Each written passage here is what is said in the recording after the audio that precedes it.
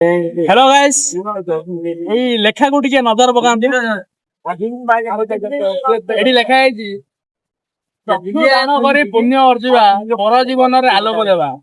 ତମର ଓଡିଶା ସରକାରଙ୍କୁ ଗୋଟେ ଛୋଟିଆ ରିକ୍ୱେଷ୍ଟ, ସାର୍ ଆପଣ ଏମିତି ଲେଖିଲେ କି କାନ୍ଥ ଆପଣଙ୍କୁ ଛୋଟ ପଡିଯିବ କିନ୍ତୁ ଲୋକମାନେ କେହି ବି ଚକ୍ଷୁ ଦାନ କରିବେନି।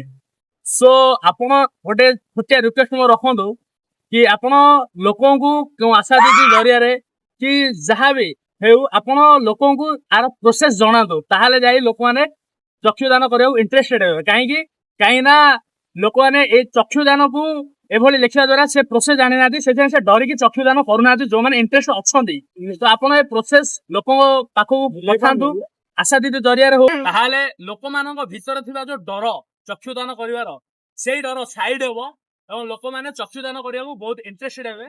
ସୋ ଭିଡିଓଟି ଯଦି ଭଲ ଲାଗିଲା ତ ଅଧିକ ମାତ୍ରାରେ ସେୟାର କରନ୍ତୁ। ଆଉ ସରକାରଙ୍କ ପାଖରେ ଛୋଟିଆ ରିକ୍ୱେଷ୍ଟ ରହିଲା, ଆଉ ଯଦି ଲୋକମାନେ ଯଦି ସପୋର୍ଟ କରୁଛନ୍ତି ତାହେଲେ କମେଣ୍ଟ ସେକ୍ସନରେ କମେଣ୍ଟ କରନ୍ତୁ। हेलो गाइस ଏଇ ଲେଖାକୁ ଟିକେ ନଜର ପକାନ୍ତୁ। ଏଠି ଲେଖା ହେଇଛି ଦାନ କରି ପୁଣ୍ୟ ଅର୍ଜିବା ପର ଜୀବନରେ ଆଲୋକ ଦେବା। ତମର ଓଡିଶା ସରକାରଙ୍କୁ ଗୋଟେ ଛୋଟିଆ ରିକ୍ୱେଷ୍ଟ, ସାର୍ ଆପଣ ଏମିତି ଲେଖିଲେ କି କାନ୍ଥ ଆପଣଙ୍କୁ ଛୋଟ ପଡିଯିବ କିନ୍ତୁ ଲୋକମାନେ କେହି ବି ଚକ୍ଷୁ ଦାନ କରିବେନି।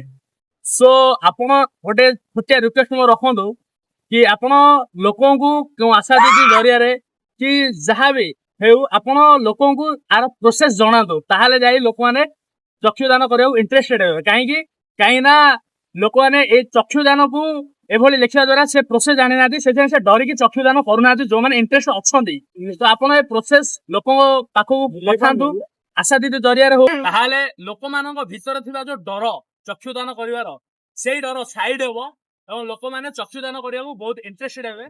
ସୋ ଭିଡିଓଟି ଯଦି ଭଲ ଲାଗିଲା ତ ଅଧିକ ମାତ୍ରାରେ ସେୟାର କରନ୍ତୁ।